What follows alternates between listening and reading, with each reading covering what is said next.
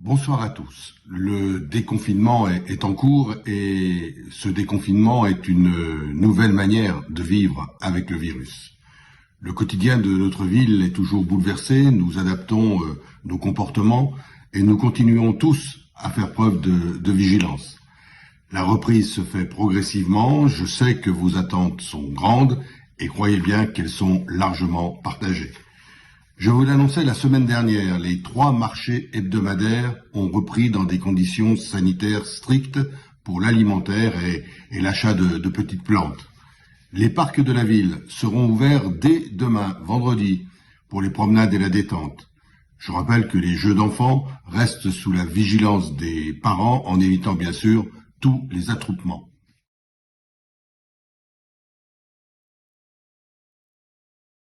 Autre signe important de cette reprise, les écoles de la ville ont aujourd'hui accueilli des petits groupes d'enfants des niveaux grande section de maternelle, CP et CM2, évidemment dans le respect des exigences sanitaires. C'est un enjeu de taille pour la sortie du confinement, comme vous l'imaginez. Je souhaite vraiment remercier toutes les personnes de la ville, bien sûr, et je pense aux services techniques et aux services éducation, de la direction des écoles et des personnels de l'éducation nationale qui ont rendu cette réouverture possible dans de bonnes conditions. Chaque école a fait l'objet d'un protocole sanitaire validé par la ville et par l'éducation nationale.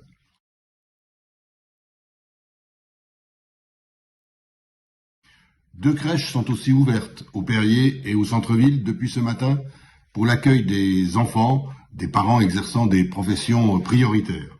Et le centre de loisirs à Camille-Claudel ouvrira à partir du mercredi 20 mai afin d'accueillir dans un premier temps les enfants dont les parents sont mobilisés par la gestion de la crise.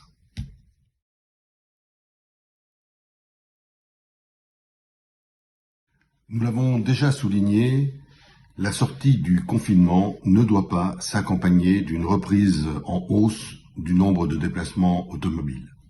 Le recours accru à la voiture individuelle entraîne bruit, embouteillage et pollution. Et dans le contexte actuel, il peut être tentant, c'est vrai, de délaisser les transports en commun. Pourtant, ce serait dommage car avec la reprise d'un bon service qui respecte les normes sanitaires, ces transports en commun doivent retrouver toute leur place, toute leur utilité. Le vélo est donc aussi une excellente solution de mobilité sur des trajets de moins de 5 km. Cela représente d'ailleurs 60% des déplacements en France, ces trajets très courts, et aussi bien sûr pour franchir la frontière. C'est pourquoi, à l'image de nombreuses villes, nous testons de nouveaux aménagements cyclables pour concilier au mieux la pratique du vélo et la fluidité du trafic en général.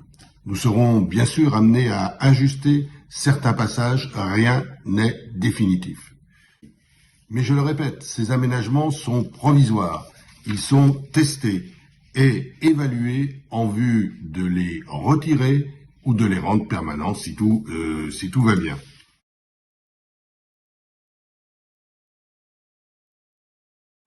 L'objectif est d'assurer des continuités cyclables en aménageant des tronçons qui raccordent des itinéraires existants.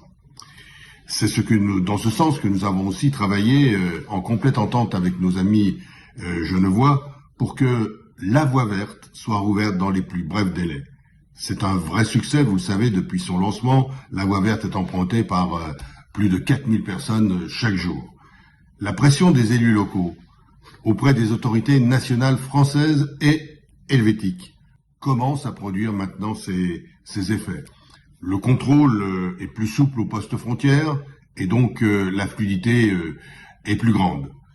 Et si des petites difficultés subsistent du côté des douanes suisses, nous allons, je le crois, arriver à une ouverture partielle de la voie verte le matin et le soir aux heures de grand passage. C'est l'évolution positive que l'on nous signale, qu'on nous annonce aujourd'hui. Cette situation perdurera de toute manière jusqu'à la réouverture complète de la frontière que l'on peut espérer aux alentours de la mi-juin. Alors, finalement, à chaque fois que la météo le permet, tout s'encelle. Bonne semaine à tous et tous, respectons les gestes barrières.